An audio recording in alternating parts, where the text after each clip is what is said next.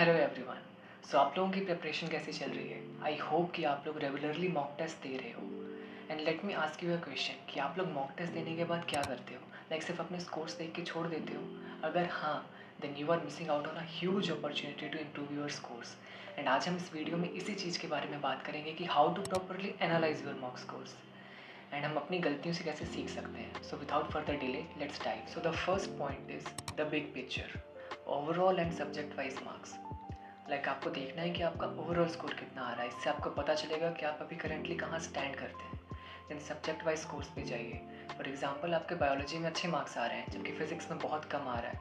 This immediately tales कि आपको physics पर ज़्यादा फोकस करने की ज़रूरत है। एंड अपने weak points and strong points को पहचानो। Now the second point is attempted versus unattempted.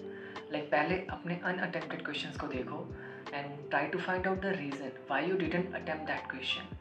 क्या वो रियली टफ था या फिर आपका कंसेप्ट इसमें क्लियर नहीं है। थर्ड रीज़न हो सकता है कि आपको टाइम का इशू आया हो। तो try to find out the reason first and then secondly attempted questions को देखो कि उसमें आपकी कितनी एक्यूरेसी है।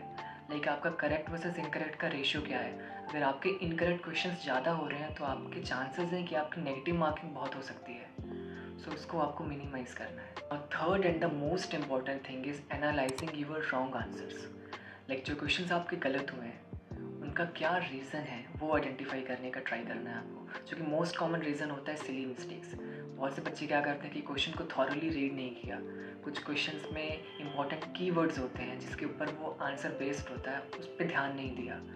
बहुत से क्वेश्चंस में नॉट और एक्सेप्ट की गलती करना। These are few of the common silly mistakes. या फिर आपकी कैलकुलेशन एरर हुई है या फिर यूनिट्स एंड डायमेंशंस में आपने कन्वर्जन नहीं किया।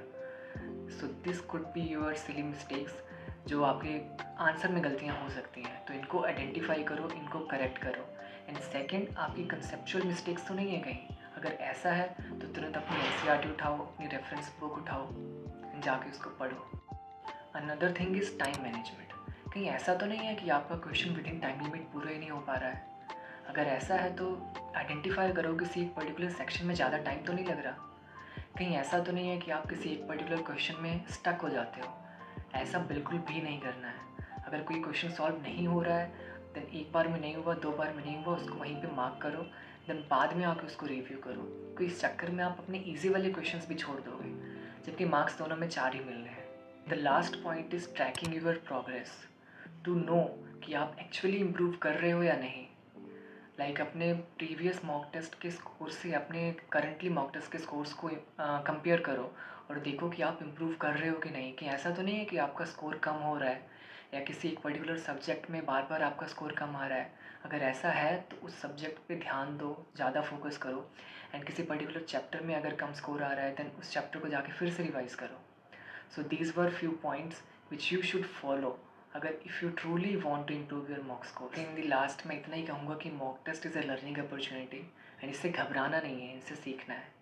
तो अगर ये वीडियो थोड़ी बहुत भी हेल्पफुल लगी हो आपको तो लाइक शेयर कर देना थोड़ा सा। बाकी all the best for your exams.